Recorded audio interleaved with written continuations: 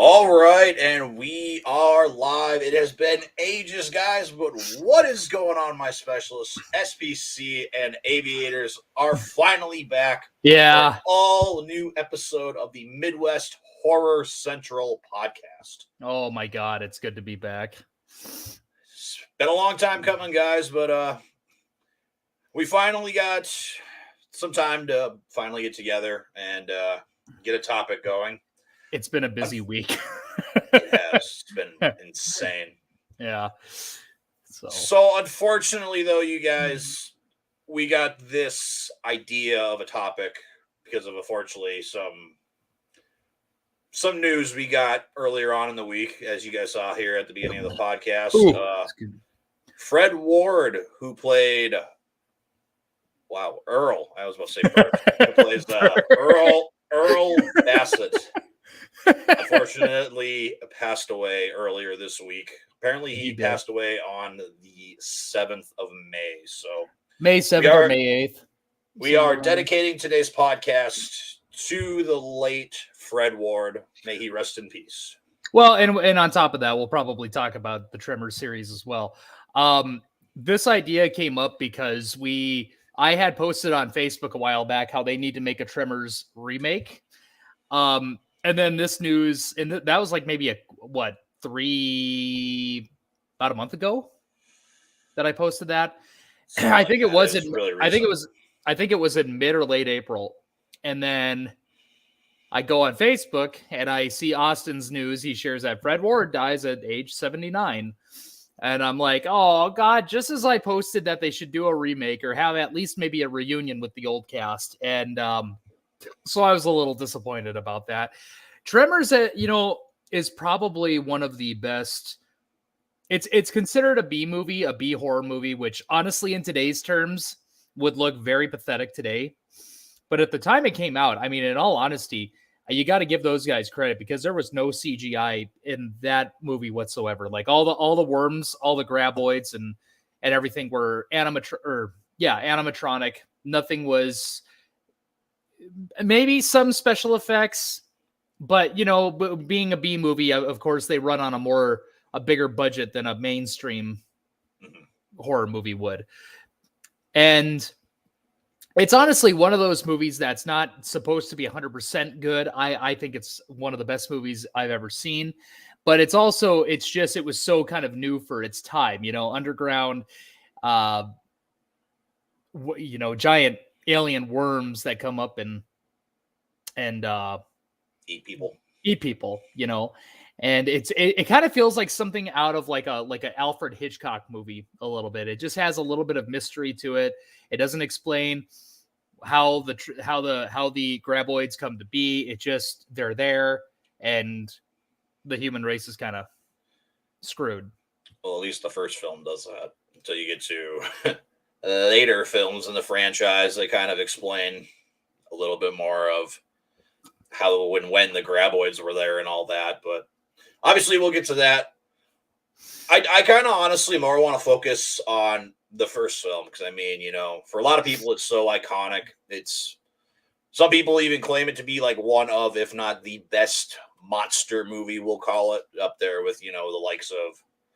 You could say like Jurassic Park. You could even throw out, obviously, King Kong, Godzilla, all those names. But Tremors does something a little more unique. Like you just said, Ethan. It's all practical effects, at least for the very first film, which definitely makes it the best. Because we always say it when it comes to horror movies.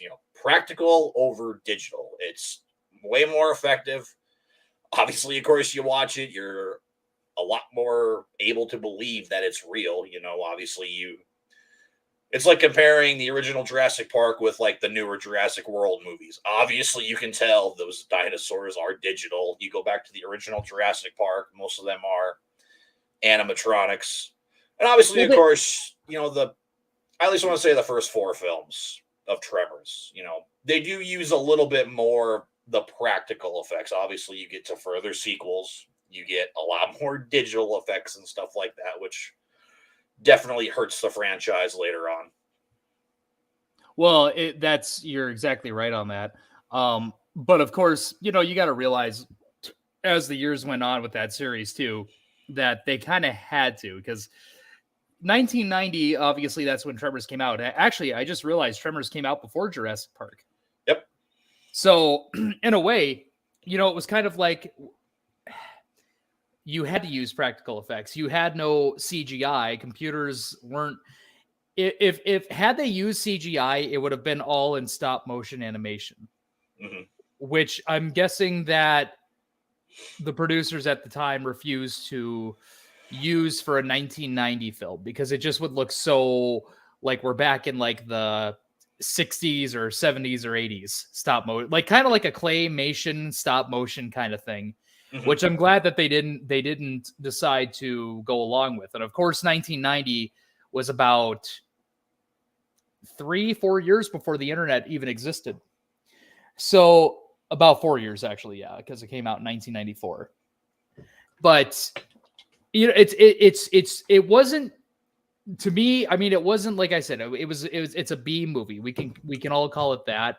But what stood out from the most is the practical effects. It just, there was no, like, they were actual like big animatronic worms that they were working for. I mean, or working with. It's like it just how they puppeteered all the graboids is just spectacular. I mean, you couldn't really get, and of course Jurassic Park, I think, kind of took inspiration from that, and then they used it for themselves.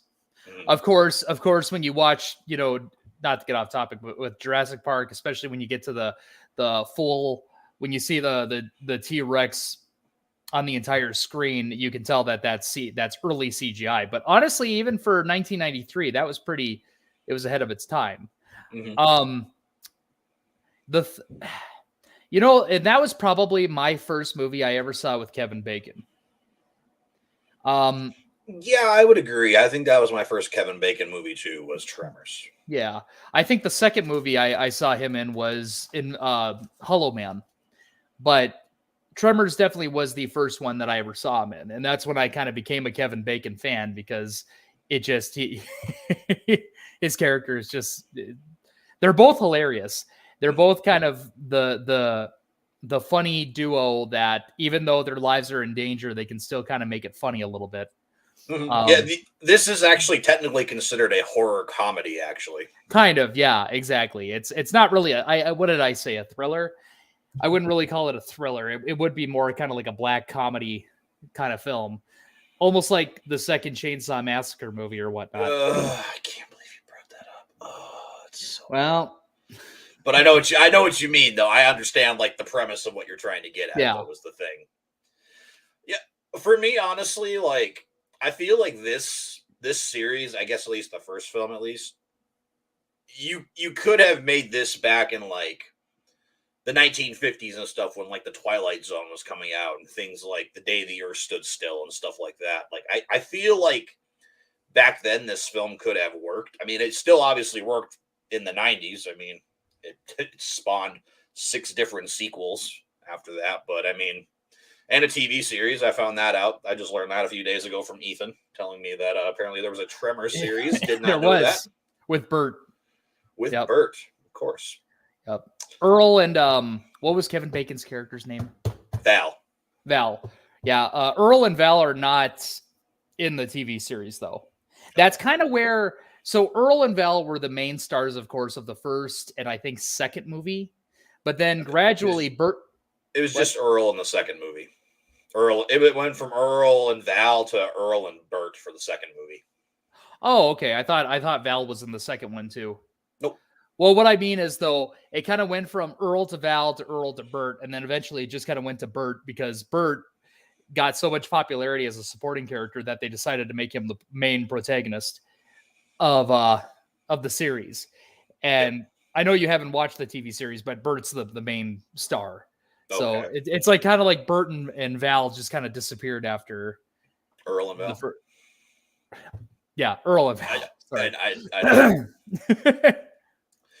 I think, honestly, for me personally, that's the thing that really makes this series so great and even makes it stand out on its own. Because obviously this series is supposed to be, the the stars are supposed to be the graboids and all the creatures we get to see throughout the course of the films, but it's really just the cast of characters, at least for me, that make this franchise so popular. I mean, obviously Bert. I mean, who doesn't love Bert? I'm going to say it, obviously, a popular opinion, I would assume. He's probably the character of the franchise, the most popular character of the franchise.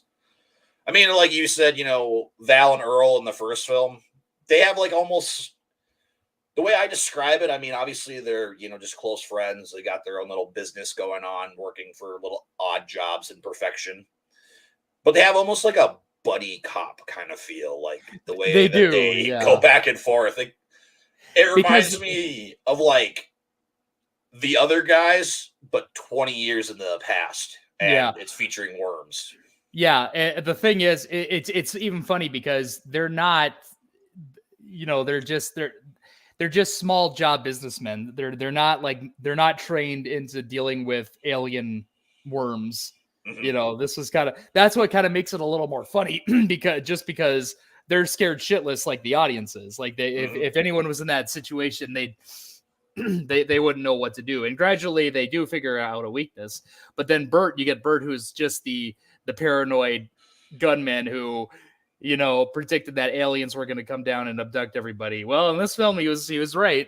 Maybe not aliens, but he did kind of, like he had a basement full of guns, obviously. So a little paranoia drives into that. Yeah, guys, guns, homemade ammunition and stuff like that. I do apologize, guys, if it's really bright in the background. So it looks like my window's open, but the blinds are actually closed. I don't know how to fix that glare problem. We'll just have to deal with it. Anywho, what's that? It's not that distracting. Oh, okay, that's good. And then Reba was absolutely amazing in it too. And I'm not much of a Reba fan. I've told Austin this. I mean, my mother she loved her Reba show that went on for a few years. But I can't say that I've really ever been into her music or her show, and so whenever I think of Reba, I just think of Tremors.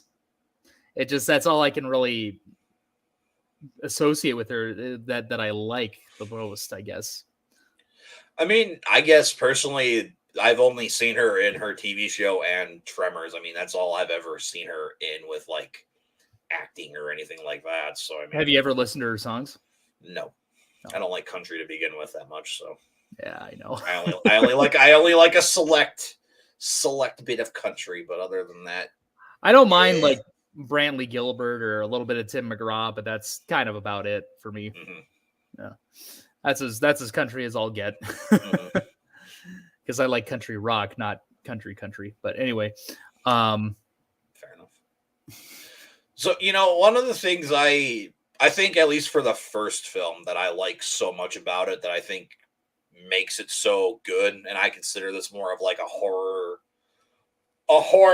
sci-fi horror, however you want to word it, I guess, is like the slow like reveal that something weird is going on. Earl and Val are trying to get out because they're sick of working these dead-end jobs. They want to go somewhere else, make some money, make a living, make their company big. And as they're trying to leave, they just keep finding more and more dead people. Yeah, like their buddy that was... They go to the farm. They can't find the guy. All his sheep are dead. They pull up the hat. There he is. There's another guy up in a radio tower. Or the power pole, whatever it was. Power I pole. don't really remember. Power they pole. Go up there. He's been up there dead for who knows how long because he died of dehydration. They try to get out in a certain area, and there's these workers there. They come back later. They're all dead. Like, nobody knows what's going on. And then they slowly, throughout the course of the film, the graboids start popping up more. Mm-hmm. As they're trying to escape that little area, they've got the worm holding on to them, and he pulls out one of the, what do you call them, tongues, I guess. This thing in the background here. No, they got a name for them. I can't remember what it is at the top of my head. But when I first went into this movie, this is what I thought the graboids looked like. Because, like, that's obviously what they show. But then, you get into the meat and potatoes of the film, and all of a sudden it's just this almost gigantic slug-looking thing, and it's like that's not what I thought it was. Yeah. They actually don't have the tongues. Don't have a specific name to them. Oh, okay. Yeah. Or tentacles, I guess we could call grabbers. Like that. Grabbers, I guess. Grabbers. Okay, fair enough. That but works. For the most part, yeah, they're just tongues. I really thought they did have a name to them. Honestly, what the graboids kind of look like more than anything, in my opinion, is like they look like a mutated walrus. They really do, like a mutated, like it came out of air, like they were experimenting on walruses at Area 51, and the graboid was the end result. Okay.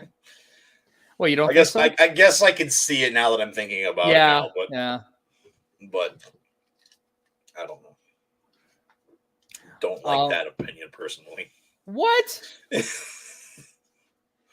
Mutated walrus. Mutated walrus. All right. I mean the tongues do kind of look like tusks, just alive. Yeah, a lot alive. So how do you feel about that, Ethan? With like the slow, gradual, however you want to word it, I guess, the reveal for the graboids. I loved it. That's always been my big thing, is like I don't like it when they show the monster like early on in a film, or like the main antagonist. I kind of do like where they build up and you get someone else's like secondhand experience of what the creature looks like, but you yourself as the audience don't know. Hi, Matt. I missed your beautiful face too. I hope you're doing well. But Mick loving it, Ethan, likes your theory. Oh God, thanks, guys. You're beautiful people. My thing is, no, I do like the build up to, like, I don't like seeing the villains right away in the movie, which unfortunately a lot of B movies probably have done in the past, where they end up showing the monster, what it looks like at the beginning. And then it's like, well, okay, well, I as the audience know what I'm looking for. Your initial thought with this movie is that the grabbers are supposed to be the main villains. Like they're these eel looking mutants that don't have a base connected. Like they're just their own, because the grabbers are live too. Like, you know, they got their own being. And I think each graboid has like 3 of them in their mouth. Yeah, but I think that's what it is. And so the thing is, you do kind of think initially in this film that the grabbers are like the main villain of this. Like, oh, it's a bunch of mutated looking eels. Or not eels. What's the right word? Maybe snakes. Yeah, snakes is what I would more consider them to be. And then you realize, oh no, it's connected to a big fat ass mutated looking walrus. So then it kind of throws you off, like, oh, okay, that was just the tongue. It kind of reminds me of the episode of SpongeBob where they had the giant worm. And SpongeBob and Sandy went to go hunt it down. And the Alaskan bullworm. The Alaskan bullworm. And like Sandy goes into what looks like the cave, and she starts fighting with it and ties what she thinks is the worm up. And then SpongeBob's like, Sandy, that's not the worm. Huh? That's his tongue. And then it just reveals the cave is actually the worm itself. That's just what it reminds me of. That's its tongue. I mean, that's probably where the inspiration for that episode came from. I mean, yeah. It's great. Yeah. Alaskan bullworm. And I think some of the inspiration too was the sandworms from Beetlejuice. I think they probably played an inspiration for the Tremors film too. Although I don't know if the producers were by any means Tim Burton fans. That's just an estimated guess. Yeah. Like Brent Maddock and S.S. Wilson, who produced it, like I can't imagine they were actually like Tim Burton fans.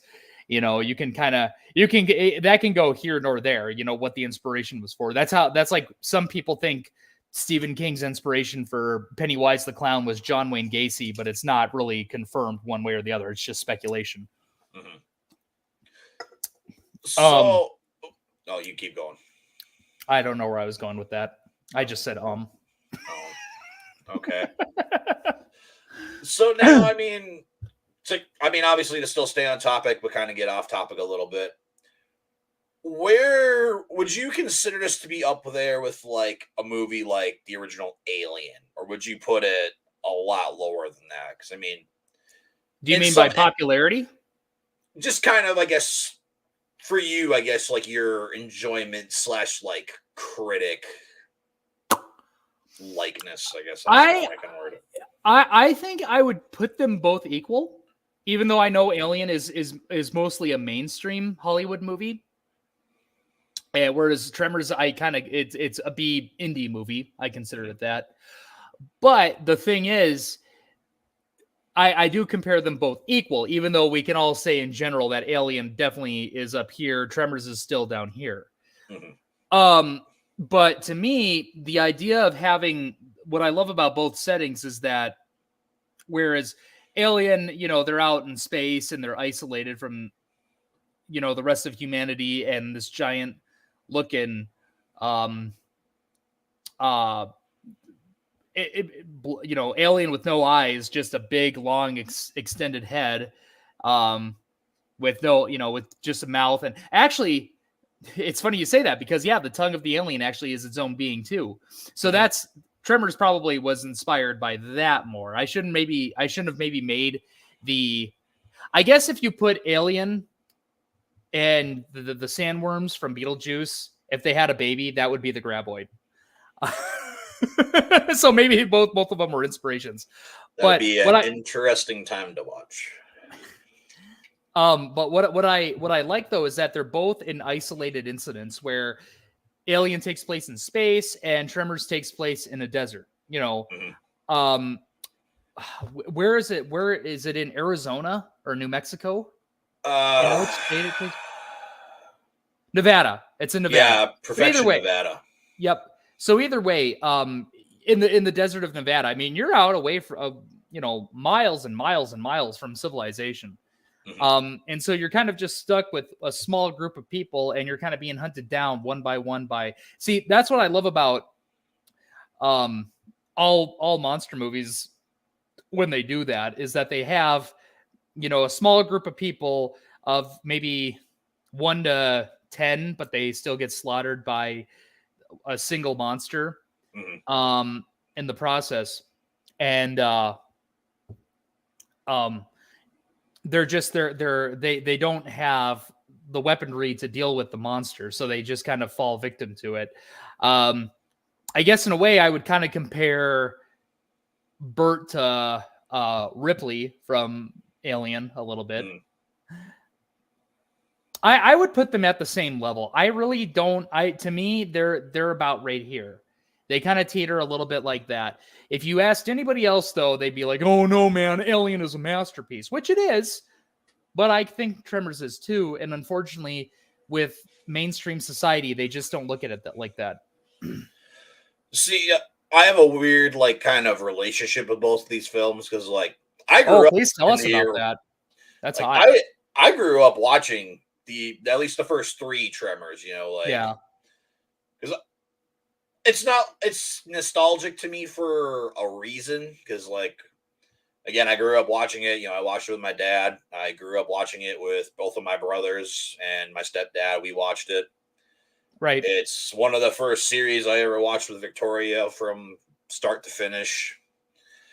And I mean, if I now to kind of compare it with Alien, I would say overall I like Alien better as a film, but I enjoy watching Tremors a lot more because, again, there's a lot more going on.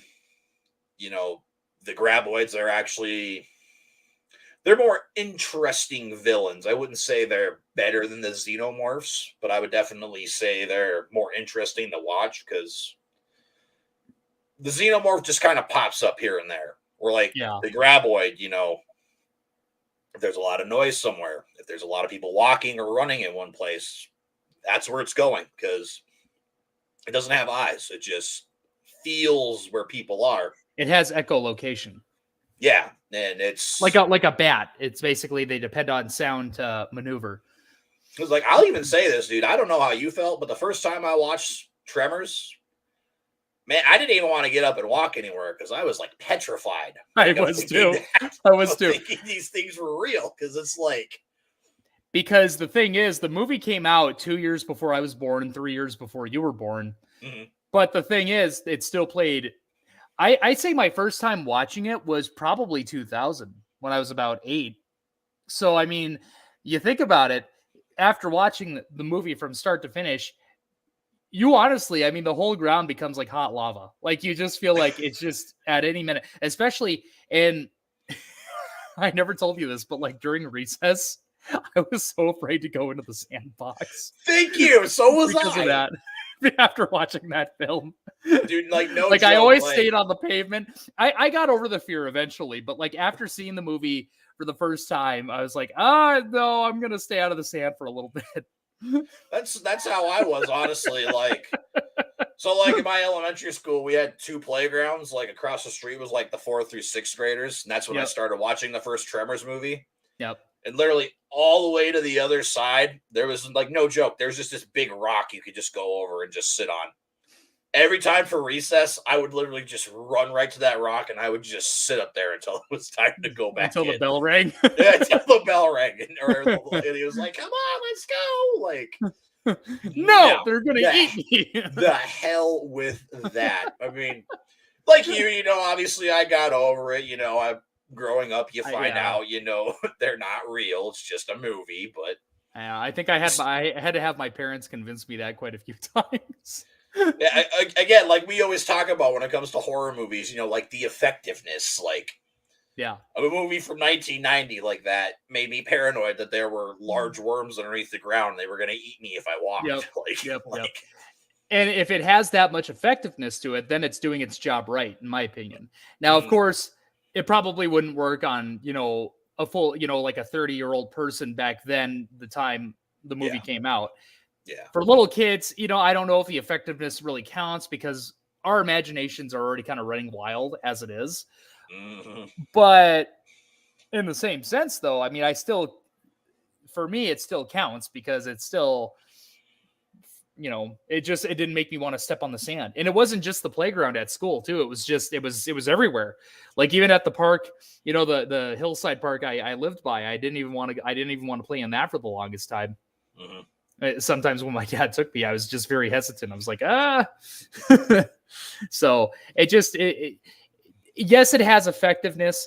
But some people would kind of say, well, you know, as a 20-some-year-old person who probably watched that in 1990 or 30-some-year-old, it's like, this movie was stupid. So it's like my opinion of the movie back then and your opinion when we were kids probably doesn't count as much because, like I said, our imaginations are already running wild. We think that everything you see in a movie is real, you know? Yeah, compared to nowadays where, like, kids growing up, they already know everything is pretty much fake and stuff. So, I mean, that's the thing, man, I miss about, like, old school movies like Tremors or, like, the original Jurassic Park. Like, you know, the realism of them. Like, again, the animatronics, the practical effects, they just work so much better. Like, every single movie almost.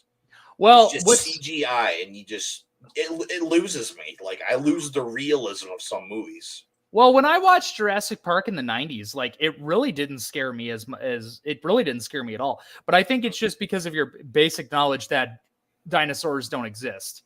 Yeah. Whereas like Tremors is a completely different thing that has never existed on the planet and you don't know whether it's alive or not. So that's why it's like, that's why your imagination runs wild. Like, do these things exist? Do they not exist?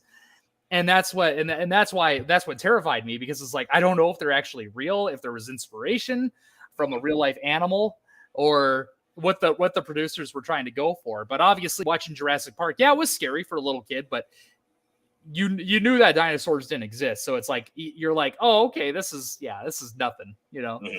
Mm-hmm. Well, I'll even say it too. Like, and I know it's such an unpopular opinion, but the 1999 Godzilla movie, like I even thought Godzilla was real. Like every time it would start like pouring rain outside, like immediately I was like, oh no, he coming. He's coming, man.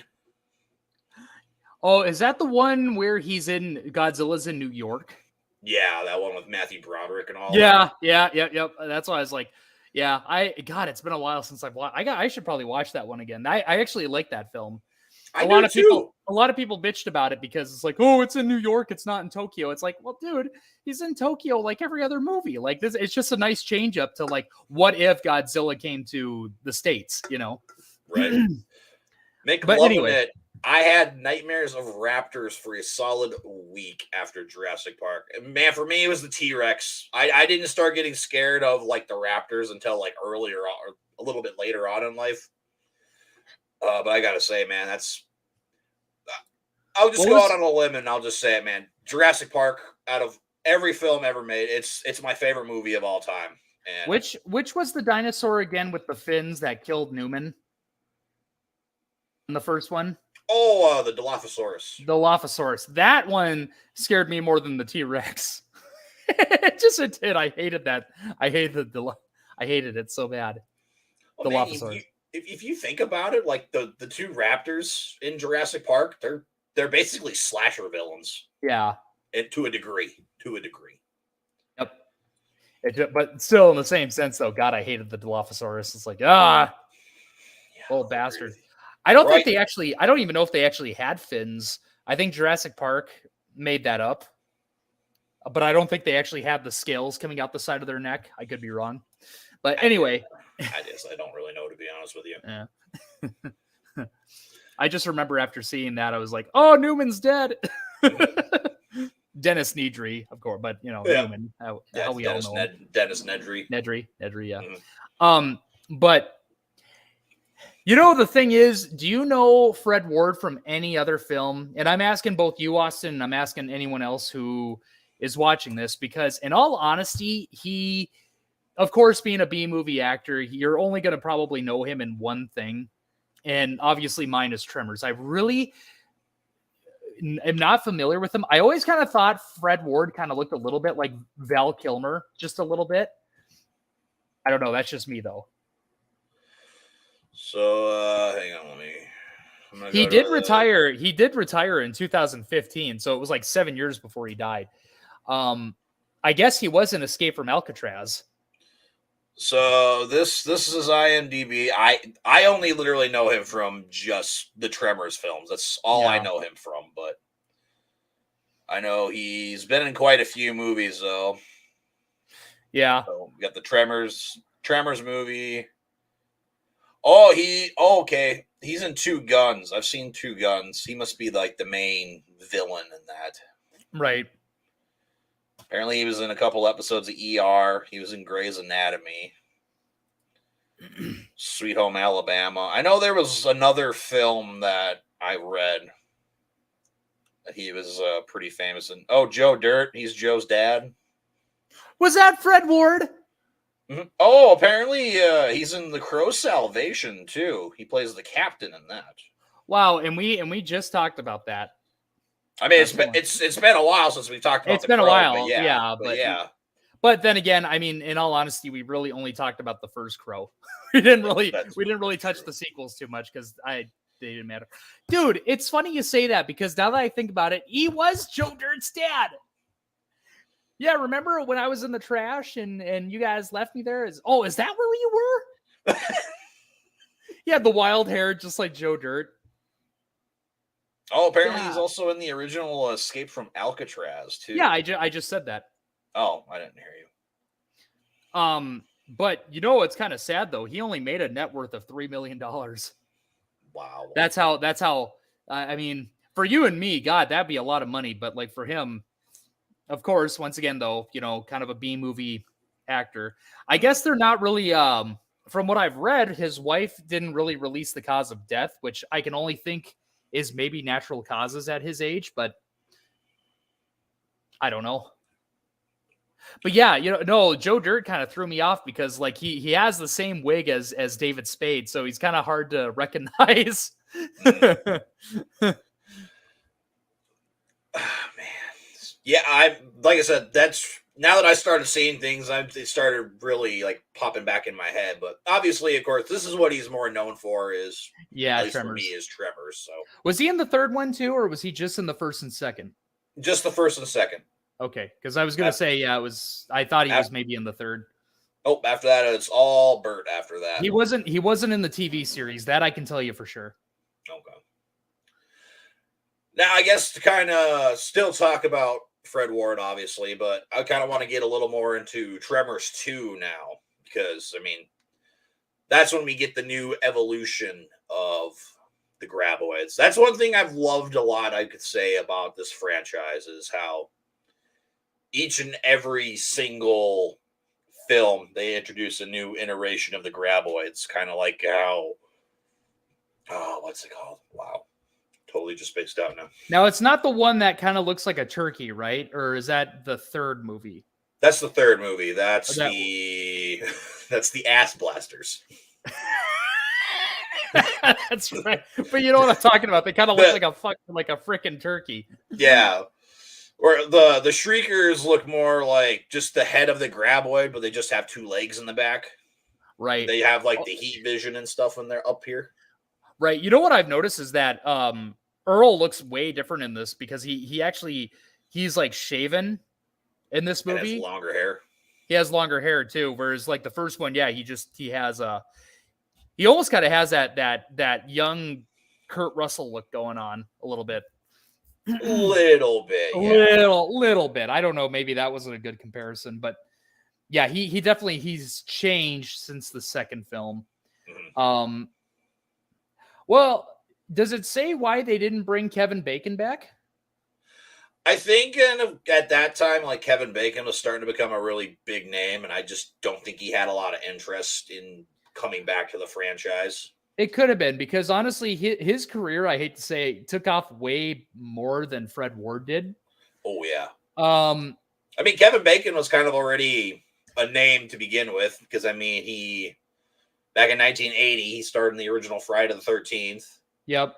I really don't know what he did between then and 1987 when he was in Footloose. Yep. And then, obviously, Kevin Bacon was not in that movie. What movie? Footloose. Oh, okay. Yeah, though, that was I was quoting a Family Guy cutaway gag. Where they were like, "Oh man, you're stubborn than a mule," and it was mule like arguing with another guy that Kevin Bacon wasn't in Footloose, and the donkey's like, no, he wasn't. Yeah, he is, dude. Just look it up. It's basic knowledge. No. Yeehaw. Okay. That's what. That's what. Okay. Yeah, Kevin Bacon wasn't Footloose. It's. I mean, Kevin Bacon, man. Yeah, like we just said, his career took off. I mean, Fred Ward, he obviously took more like side character kind of things. I mean, where the first two films of this, he was basically the main character throughout the entire course of these two films, which was well, it's worked out better for him. It's kind of like with Michael Gross, who played Bert. I hate to say it, but like that's all that Michael Gross is known for is Tremors. He was in what was the name of it here? He was in what was the TV show called, Austin? Family Ties. He was in that for that show. But other than that, that's really all he's known for is. Oh, guys, I am so sorry. I just had Subway for dinner, so I'm going to be burping a little bit. All he's known for is Tremors as Burt Gummer. Well, I mean, like I said earlier, obviously that's the role that made him. I mean, he's obviously the most popular character in the show because, I mean, he's been in every single film. Yeah. Even until the last film here. And it's just weird because Burt was not even the main, like I said earlier, Burt wasn't even the main guy. He just got so popular with the audience that they're like, hey, you know what? We're just going to take Burt Gummer and actually make him the main person, instead of Earl and Val. I mean, I will say, I like Val and Earl. They're probably like two of my favorites, but I mean, Burt is definitely obviously, the most charismatic, the most outgoing character in the franchise. I mean, everything he does, everything he says.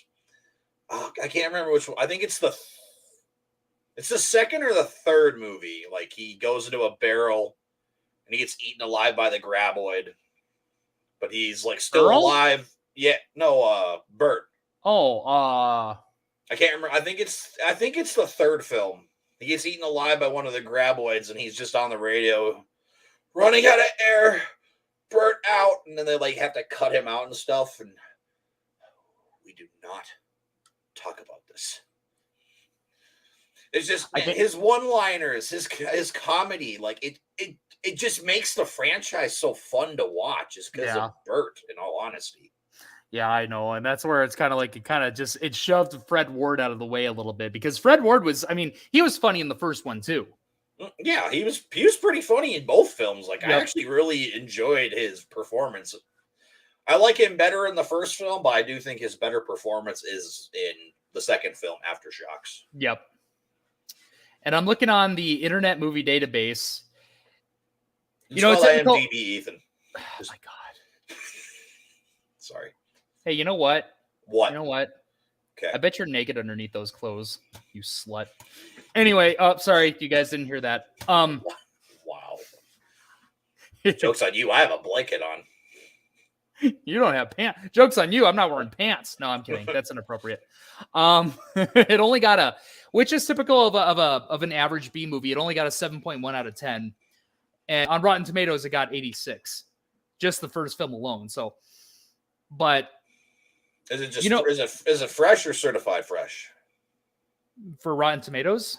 Yeah. I'm guessing certified fresh. Yeah. Yeah, from what I'm reading, I think it's the tomato meter has it at 87 actually. Oh. But it was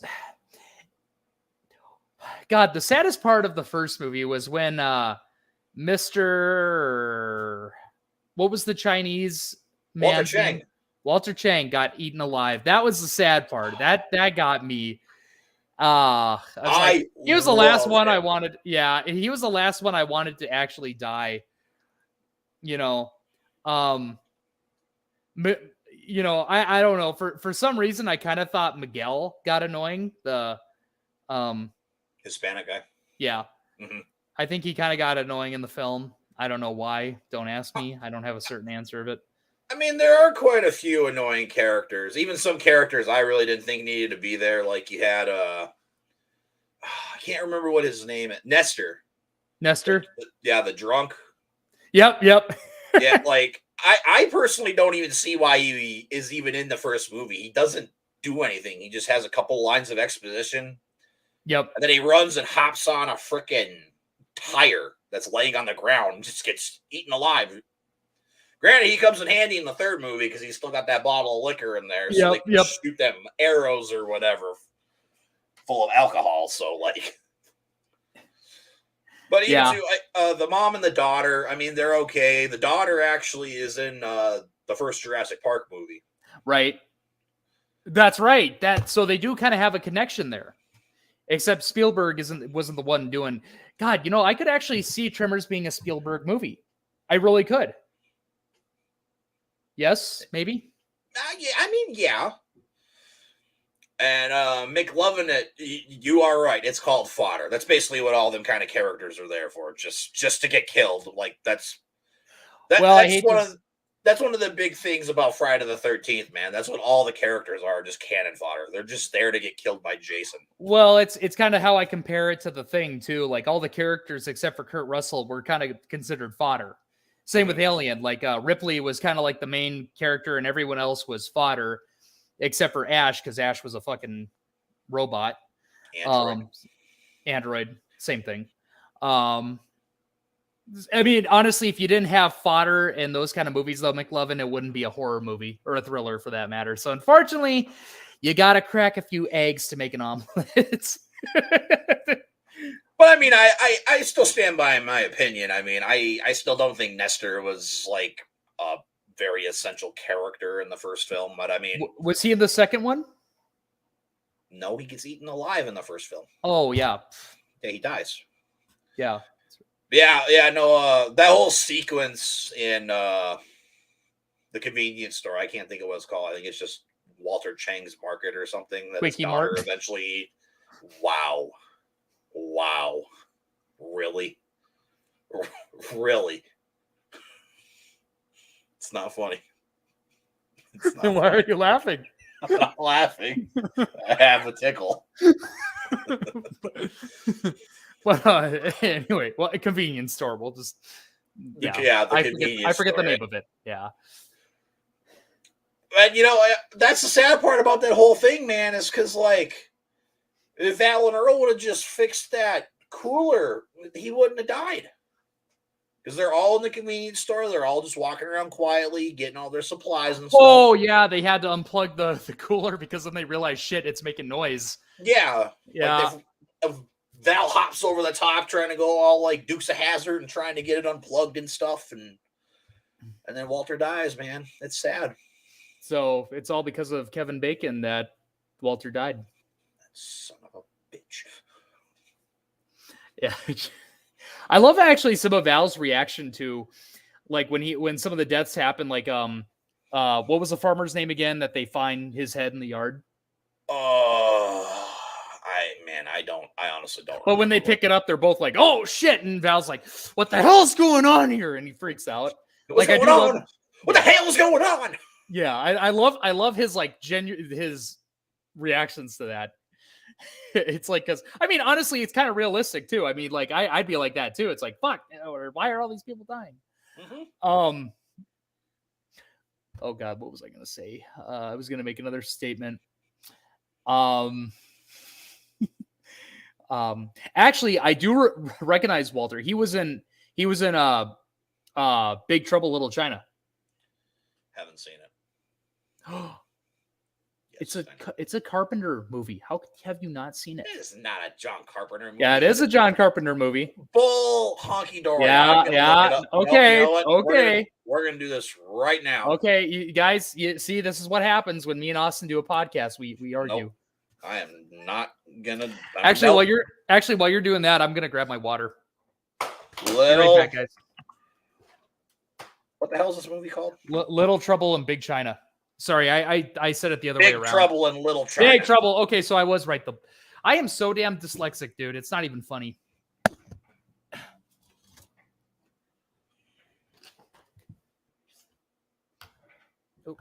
What? Yeah. John Carpenter did this too? Oh my God, I just said that. How come you don't believe me? It's you. Yeah, but everything... Do you remember that time I played Outlast 2 and you told me to jump? Okay, yeah. That's what I thought. So yeah, shit. But it was funny though. Chug your water. I hope you choke on it and drown live on stream. Huh. Yeah, wow, I did not know John Carpenter did this movie. I did not know that at all. Huh. Well, okay. You're welcome. You showed me, Ethan. Okay. Well, don't you forget it. I'll try. But yeah, no, Walter was in Big Trouble Little China. God dang it, I'm getting the adjectives mixed up. I understand. Another movie that I can kind of compare Tremors to, at least the first one, because of the diner, I'm sorry, not the diner, the convenience store. Quickie Just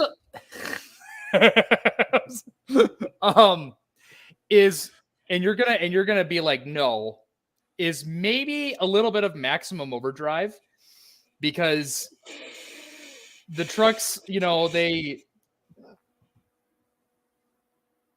put me back on camera. No, you better stop. Well, because you know how okay, you didn't get that far in the movie. The trucks take over the truck stop, and basically like how the graboids take over the convenience store a little bit. Like they can't escape unless they take the main villains down. So, I mean, I guess it's not a good comparison. I know, because you don't like that movie, but premise-wise, yes, I'll give you that. Again, another comparison to Alien. It's like the aliens slowly taking over the Nostromo, slowly killing everybody off. Yes. Or, I guess Aliens, would be a better example, I guess. Since they go and fight the nest and everything, and they're just killing off all the Marines and all that. Mm-hmm. Right. Yeah, it's a pretty good... Or Predator. I mean, we haven't brought a Predator. I'm talking the first Predator, of course. Yeah. First Predator's pretty decent. So, Have you seen all of the Tremors films? Have you seen every single one of them that have come out? Just the first, second, and I only saw probably the second half of the third one with the ass blasters. I did not see the fourth because I heard it got really bad ratings. It's just very boring. It's very boring. And then they kind of went overboard with the TV series. Again, I know you haven't seen it, but they kind of made every graboid-looking monster shape and form that they could think of. And it just... Let me see how long it lasted for. I think it aired in 2003 or 2004. Oops. You haven't seen the 3 latest films then? The ones that recently came out? Over the past, like, I think it's like 6 or 7 years, something like that, I want to say. Nope. To be honest, and recently, I didn't even know they existed until, after I posted that on Facebook that they should remake the first Tremors. I didn't know it was. But actually, the TV series did really bad. It was only 13 episodes. Yeah, like I said, I had no idea there was even a television series. So that's news to me. Mm-hmm. So I've watched up to Bloodlines. That's the 5th film. I haven't watched. I got like 15 minutes into the 6th film, and the 7th film, I watched the trailer for it, and I just think it reminds me of a really bad, like, film from the Sci-Fi Network. Like, but that's just how it looked to me, like, comparison-wise. But Michael Gross is in the recent ones too, as Bert, right? Yep. Okay. Yep. He in the 5th film, Bloodlines, he ends up meeting his son, and they end up going to I think it's Africa. It's Africa or South America or something they go to, and they end up fighting another mutated graboid.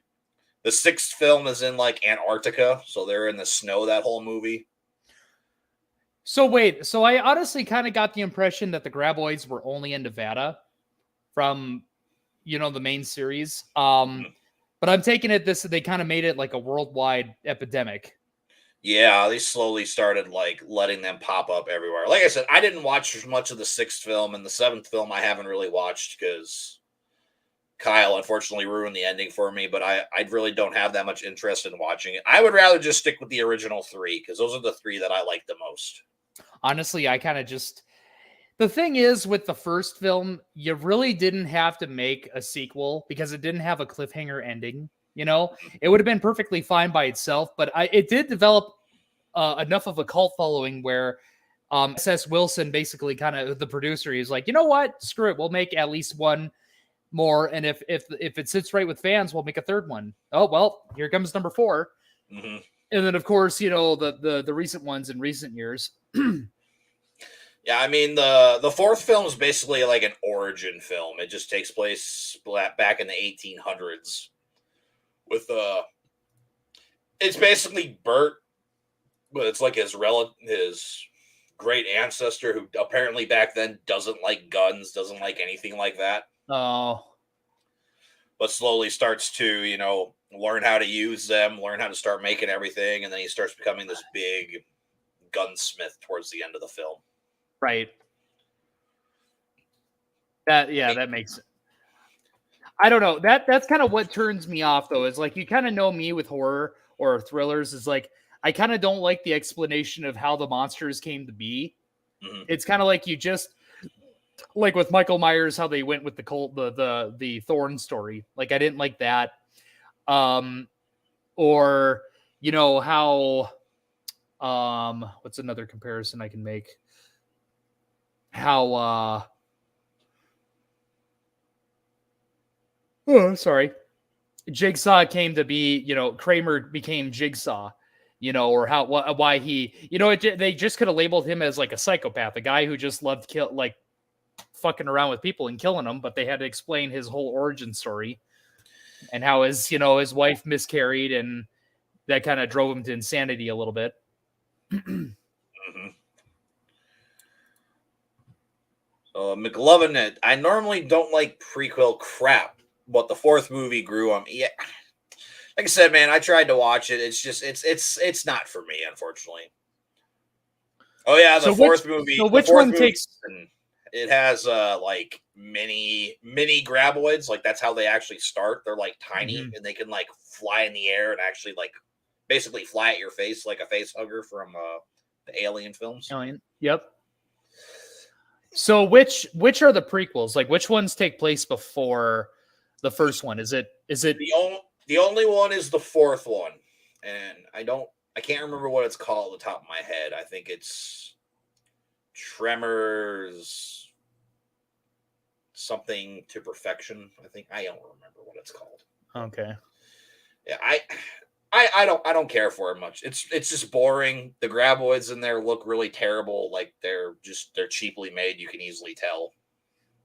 Are they actually animatronics in that one, or is that when they started to go with CGI? Well, I mean, they went more with the CGI in like 2 and 3, but it wasn't as like often as it gets to be later. Mm-hmm. I'd say the fourth film, I'd say it's kind of like a mix in the middle of it. And then, of course, 5, 6, and 7 are just straight CGI. Like, we just won't talk about it kind of thing. Basically, like, again, I don't even really entirely remember the premise of the fifth film. All I remember is Bert's in it. He has a son, and they go to wherever to go kill another graboid. That's all I know about it. Oh, okay. Because the thing I say I like about at least the first 3 films, they're more of like a self-contained story. Like most of it just takes place in perfection. Yes. Yep. But at the same time, though, the credit I'll give these new films is they're doing something different. They're trying to go, more places besides just being in perfection. But it's kind of like when you watch, Friday the 13th, when you're stuck in Camp Crystal Lake for like 4 or 5 films in a row, and then you do something different, and then they don't like that, so then you're back in Crystal Lake for another couple of films. And then you send Jason over to Manhattan, and it's not even Manhattan until the last 20 minutes of the film. Then they do the weird slug hell thing they do, and then they send Jason up into space.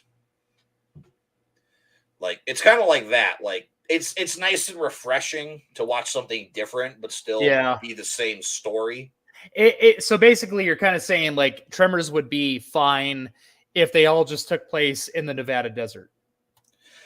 Yes and no. I mean, like, honestly, if they wanted to keep it in Nevada, I think a fun one would have been, like, it starts off in perfection. Like, it ends up becoming, like, the breeding ground for, like, the graboids. Mm-hmm. And then maybe, like, they make their way to, like, Las Vegas or something. Like, that would, I'd be in for that. That would be fun to watch. No. Oh, my God. That, you know what? You got to think about it, though. Like, they go for noise and, Las Vegas, I can't remember if it's Las Vegas or a different city, but it's the city that never sleeps. Yeah, it's Las Vegas. So, why not? Because that's going to turn way too much into a comedy. That's fine. I know, but you know what?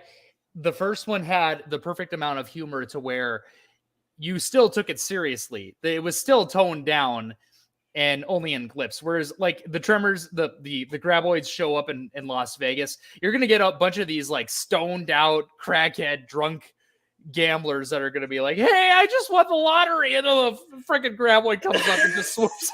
Yes, that would be amazing. Yeah, but I couldn't be able to take it seriously though. Oh, dude, it's fine. I'm making a black comedy. I would watch that.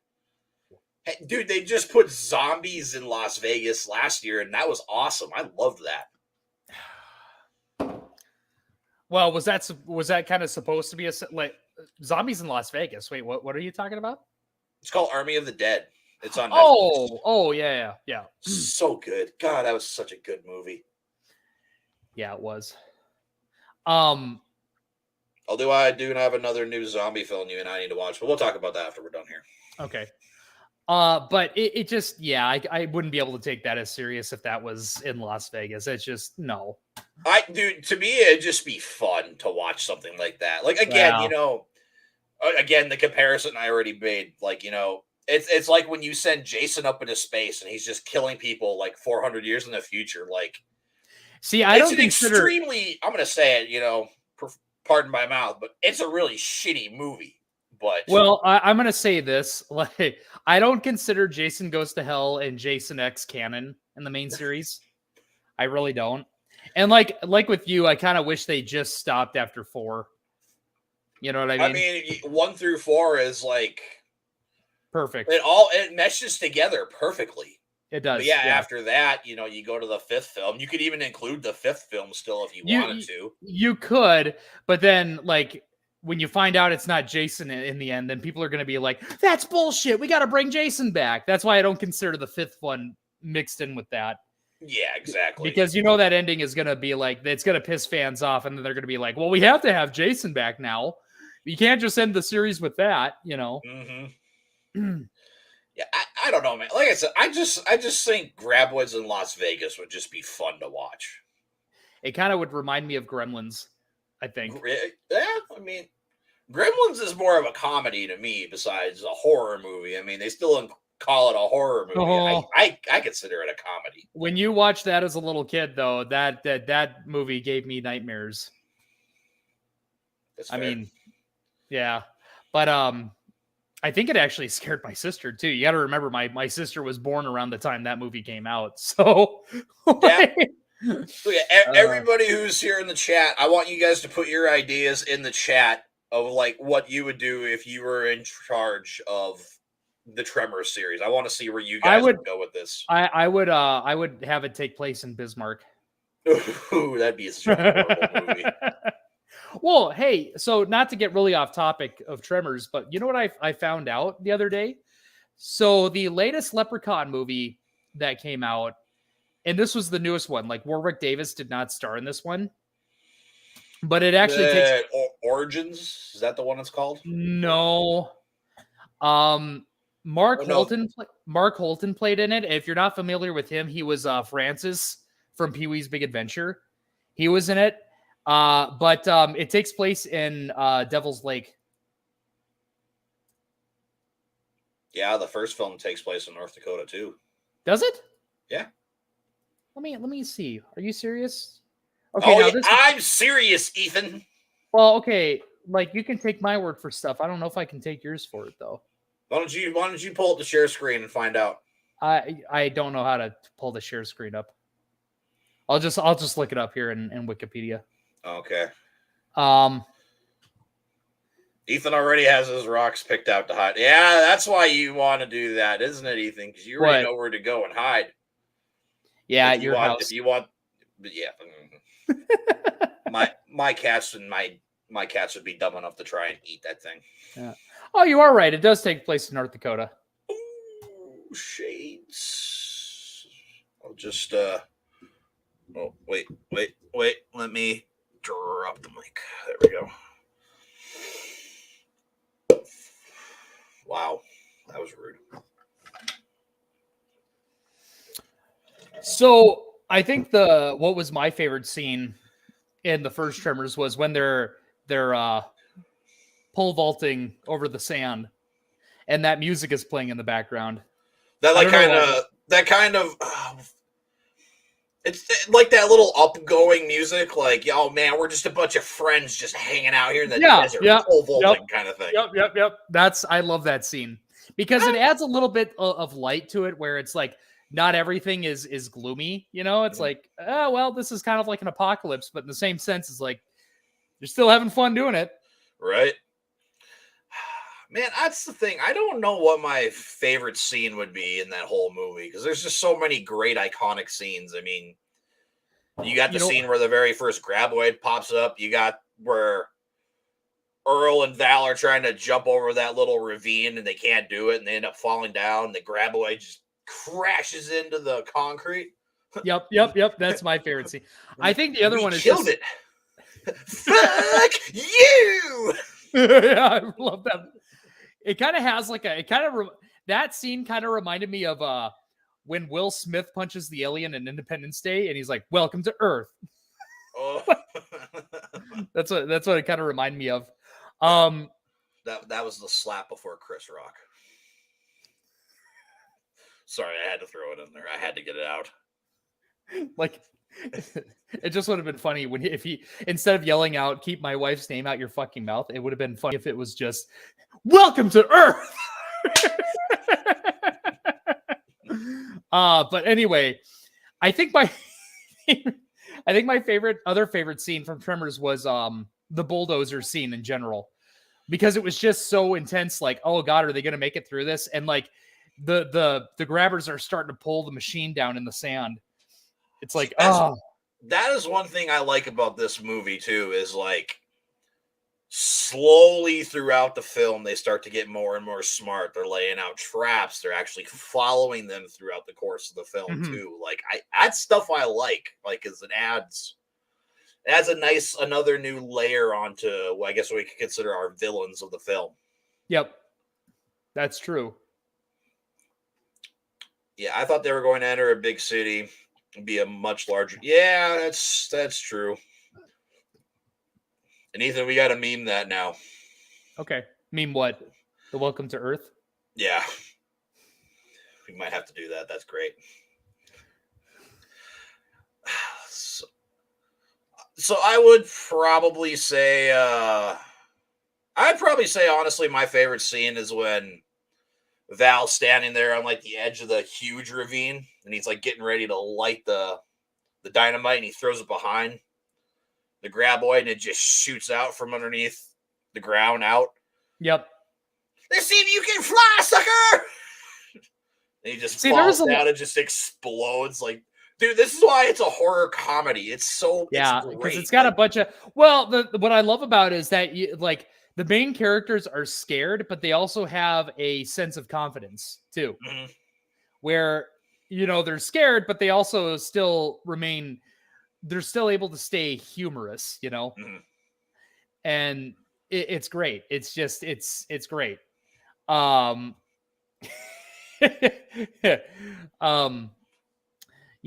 so I guess in a way it is a horror comedy, but they don't what they don't do is that they don't overdo it either.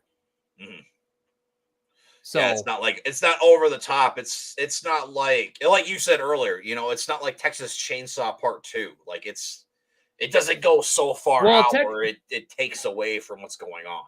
Well, Texas Chainsaw 2 honestly could have been a Tim Burton film. It just kind of reminded me of that a little bit, or it kind of gave like a Tales from the Crypt kind of vibe to it. Yeah, I would agree with that. Like, I'm kind of surprised that it wasn't a Rob Zombie movie, because it did kind of have like a House of a Thousand Corpses feel to it. Dude, I hate Texas Chainsaw Part 2. Like, I hate it so much. Like, I really didn't even like the 1974 one. To me, like, my biggest two are like you. It's the 2003 and 2006 remake with Arlie Ermy. Those are my top two. See, I'll say this: the first time I watched the first Texas Chainsaw, I hated it. Like, I just was like, this. Why is this like such a popular film? Right. And then I watched it a year later, and man, I love it now. Like, the thing I will say is, like, it's a hard film to watch. Like, it's gross, it's grimy, like it feels very Snuff House-ish, but yes, you want to look away, but you can't stop watching it. No, like that to me is like the only thing. Like, there's not many films like now as an adult that can like get to me and make me feel uncomfortable watching it, or like yes, make me feel uneasy watching it. But Texas Chainsaw is from 1974. Like it's up there. Yeah, it is. But anyway, what were your guys' favorite scenes from any of the Tremors movies? It doesn't have to be the first one, but like, Matt, what was yours if you've watched those films? Give them a while to respond, but because man, it sucks especially for horror. Obviously, again, like you said, this is very much B level horror, but like It sucks when you go from a nice, good B-level horror like the original Tremors, and you get two, to me at least, decent to acceptable sequels in the first two. Yep. But then after that, man, it starts gaining popularity, and then you just try going bigger and bolder and get CGI and stuff in that, and it just starts tanking just so incredibly fast. Yeah. Like this is one of those franchises where, it just, like you said, and I do agree with you. This should have been a one and done. Just like a lot of other franchises, the first Saw film. Honestly, I'll even say it too. The original Alien, I think that should have just been a one and done. Yep. Even though I love Aliens a little more than. No, I know. But it should have been a one and done. When the graboid breaks into Bert's basement and they just shoot the piss out of it, that's a good scene. I left that out. Dang it. Man, that's the thing, man, is like there's just so many iconic scenes, and I mean, it's hard to talk about them all because we focus a lot more on like story and stuff when it comes to these kind of movies. But like there's just so symbolism. Symbolism, realism, effectiveness, all that kind of stuff. But like we don't take in just our enjoyment factor sometimes when it comes to these movies. Yep, I definitely agree with that.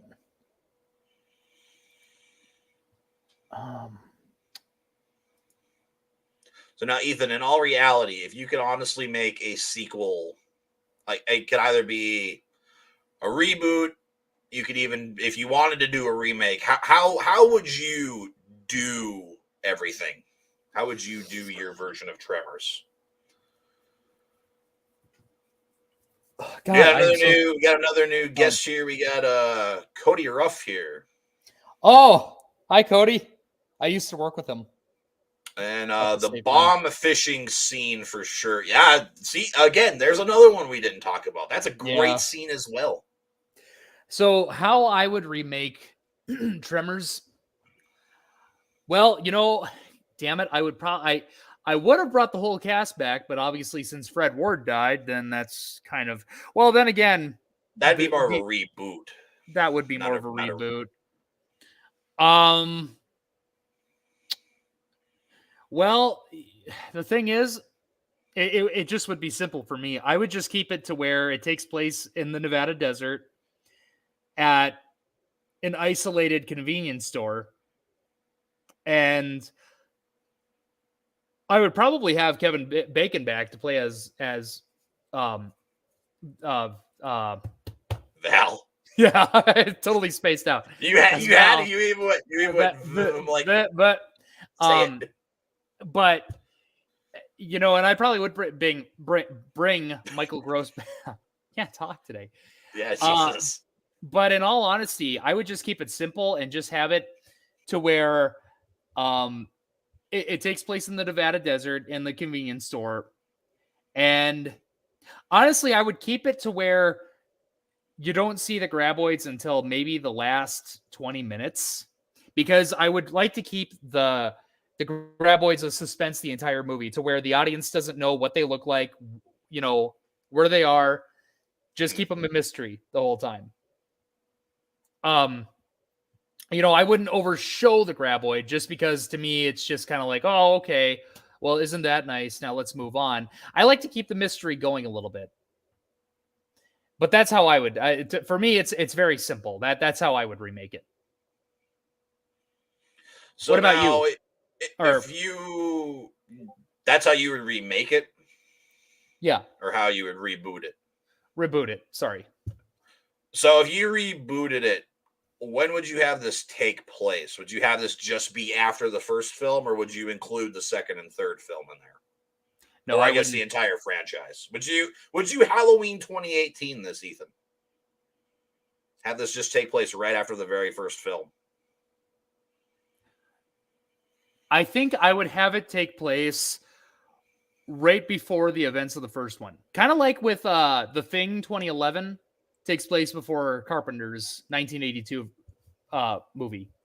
Okay. I would just have it take place right in there where it's a separate group of characters and they, get killed off one by one by the graboids, with the exception of maybe one character who lasts throughout the whole film, but maybe does get snatched up at the end, maybe doesn't. But it would basically be that same concept, and then it would bump to Earl and Val, like right as the end credits are going. Oh, so you would do a prequel then, basically, kind of like a prequel, a good prequel, kind of like a prequel, and probably bring in, like have the, it start out with have the ending have like Earl and Val, but have it to where it's two body doubles and like you just CGI their faces from the first film onto the body doubles. Yeah, you could like maybe like off in the distance, you could have the graboid and you could just see like the truck and like just have their heads sitting there sleeping. Yeah, and it would actually show like what happened to the guy up on the power pole. It would show what happened to the farmer. It would actually show that. So basically, okay. I guess it would be a prequel. Like if I rebooted it, it would be a prequel. Like right before the first film. But I want to know how you would reboot it. I mean, all right, next question. Wow. So rude. So rude. See, we have that buddy cop thing going on too. Yeah, totally. Just keep drinking your water there, fella. I don't know, like me personally, I guess I would do something after like the third film. Because like again, those are the three that I like, because like once you start getting more into the other sequels, I mean, they go, like I said, they go above and beyond when it comes to like the graboids, what they turn into and stuff. And it's too far-fetched for me. Like, yeah, I like the classic graboid. I like the shriekers. Just to make you laugh, I like the ass blasters. Because I still can't believe that's the actual name for them. That's what they gave them. That's just the name they gave them. Well, but that's why with the prequel, for me, not to interrupt your segment, but I would just keep it to where it just has the typical graboid, and you don't see the monster until maybe the last 20, 25 minutes of the film. It just has kind of like a, hey, surprise, it was me the whole time killing everybody kind of thing, yeah, I like your idea, because like just figuratively say the last 20 minutes, it could be about the guy who goes up to the power pole. Like if you just did it like that, like that'd be the last 20 minutes, I'm sold. I'd watch it. But still have Val and Earl like at the end. Like that's how you know that okay, this is how it transitions into the first film. Yeah. The only problem is, and I guess the reason why I wouldn't want the graboid to be shown until very late near the end of the film was because I wouldn't want to use CGI for the worm itself. Mm-hmm. Because I feel like if you constantly show it, you're going to have to use more CGI, which means, I guess for the grabbers, it would have to have the grabbers in it. Could probably use a little CGI in it. That wouldn't hurt. But like for the whole graboid itself, you'd have to use a lot of CGI. And that's basically why I'd like to keep it a mystery, because me and CGI, really don't get along. But unfortunately, that's the 21st century for you these days. So, yep. But that's just that's how I would redo it. I mean, I know it kind of sounds a little mundane, but hey, I'm a classic horror guy. What can I say? I mean, I like it because it would answer some questions, but at the same time, that's what I like about this first film is like the mystery, like at the beginning when you first see him up there, like, oh, what the hell's going on, kind of thing. Yeah, it's kind of like with the Thing, with the with Carpenters, they go to the Norwegian base and they see all of the scientists dead there. Mm-hmm. And it doesn't explain what happened, of course, until you watch the 2011 prequel. And then all the pieces go together. Because I mean, like they waited like almost 30 years to make that film. And unpopular opinion, I actually like that film, in all honesty. Yeah, that's where I'm kind of like, I did like the story, but just the CGI, me, is kind of like, meh. But what was I going to say though? Well, technically, yeah, it has been 30 years since the first movie came out. Over 30 years now. Over 30 years. So, I mean, obviously, like us fans who obviously, know what happens. I mean, it is a nice way to, like you said, to answer some questions and transition us into the first film. It'd be like a good crescendo into that film. And then at the ending of it, I would put In Loving Memory of Fred Ward. Hey, okay. Fair enough. Tanny, Hi, hey guys, Tanny. what is CGI? God, I hope you are joking. Computer-generated imagery. – Basically, look at any film ever made nowadays. Any film. Any film. Avengers, Spider-Man, no, Star Wars. They are not green screen. Star Wars actually takes place in a galaxy far, far away. You're right, Ethan. It's not a green screen. It's on a blue screen. Beautiful. You're beautiful. Thank you. I try. So, Ethan, do you have any final thoughts before we close out the podcast on either just the film or the franchise, or even if you just want to talk about Fred Ward? I mean, just what are your closing thoughts? But real quick, before you do that, Tanny is not joking. No, yeah, that's what it stands for, Tanny. I guess my final thoughts. Well, then I want to know what your final thoughts are too. My final thoughts are, like I said earlier, I think they could have just left, and I bet you a lot of people won't disagree with me on this either, is they could have just left the first one alone. The sequels didn't have to be there in the first place. It's kind of like if John Carpenter kept making sequels to The Thing, then it would have lost its touch. You know what I mean? It's like, it should have, in my opinion, should have just been a standalone movie. That's it. And call it good. And, because it's like, I guess I would be the kind of producer who realizes the more you stretch it out, the more you're going to milk it. And so, my final thoughts are, I think it would have just been good as a standalone, and that's it. Because I really don't think people would have missed the sequels had they not come out.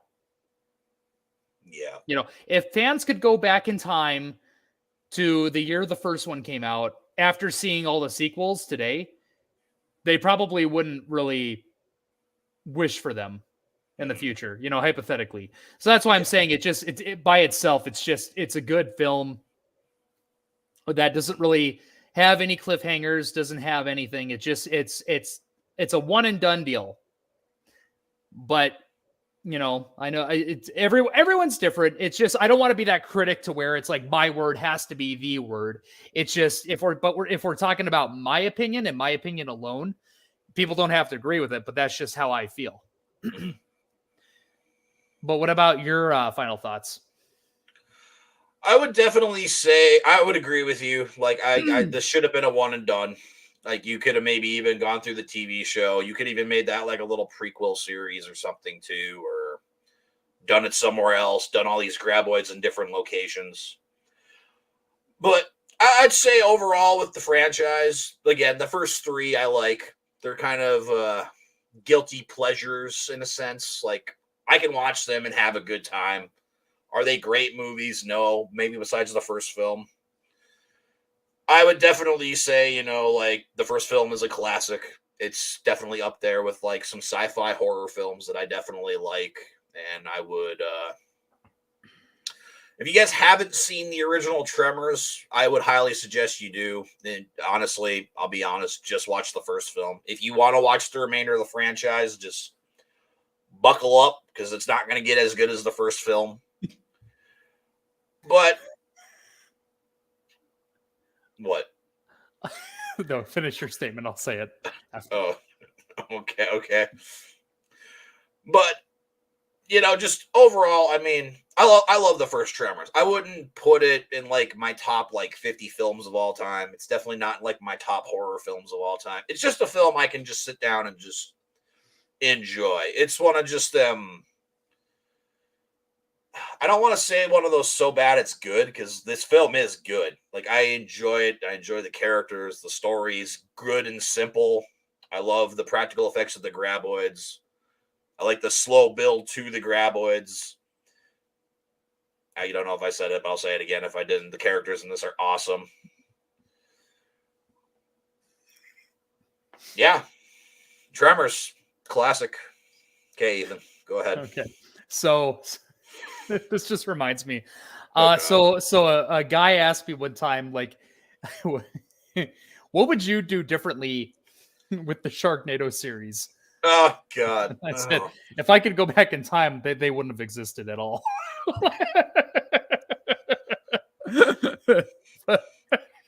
It just, your question kind of reminded me of that, like going back in time, that they would have they wouldn't have existed if I was the one to make that judgment call.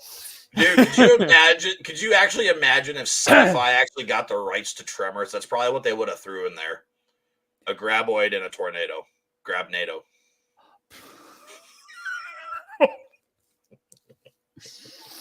I don't even want to picture that. I don't want to picture that. But I already have. It's over. I know. God. There's just some random ass blasters on the tornado once in a while, too. Just what are those walrus doing flying in that tornado? God, those aren't walrus. Sorry. Or walrus. I don't know if that's the plural name. You say a walrus, because I know it's not walruses, but anyway, well, what do you say here? We wrapping it up? I think that's pretty much going to be it. Once again, you guys, this podcast was dedicated to the life, memory, and career of Fred Ward. May he rest in peace. He brought us a great character to this franchise in Earl Bassett. It's sad we will not see him again, but he did leave us a lifetime of memories in both Tremors, Joe Dirt, and Two Guns. I was just going to say Joe Dirt. I figured you were probably going to, so. Why does, what the hell was he asking Joe Dirt? It just does. Like, why does something? I got to go back and watch that film again. It's been so long. I can't watch it. It's too dumb. Oh, the second one was dumb. The first one was a classic. Debatable. But anyway, thanks, guys. McLovin it. Yeah, anytime, man. I'm glad you enjoyed. I hope you guys come back for another episode. I mean, hopefully we come back a little bit sooner than we did. Obviously, I know. I constantly say it every time we do a stream, but, our schedules just don't always match up. We both live our own lives. It's Austin's fault. It is. I have problems. That's what your t-shirts should say. It's I have problems. I have problems all the time. But all right, guys, that is going to do it for this episode of the Midwest Horror Central podcast. Again, thank you guys for joining. Thank you guys for being so active in the chat. This is definitely probably one of the more enjoyable. Not that our streams haven't been enjoyable, but I like when the chat. Comedy. Yeah, I like when the chat gets, into it with us and starts talking more with us. I love it. So guys, make sure you guys go down in the comments section below. Let us guys know what you thought about the stream. Definitely, give us if you want to give us your ranking for the Tremors films, just tell us what you like, whatever you guys want to do. So, but with that being said, make sure you guys hit that like button, subscribe if you haven't already, and we'll see you in the next one. Later, guys.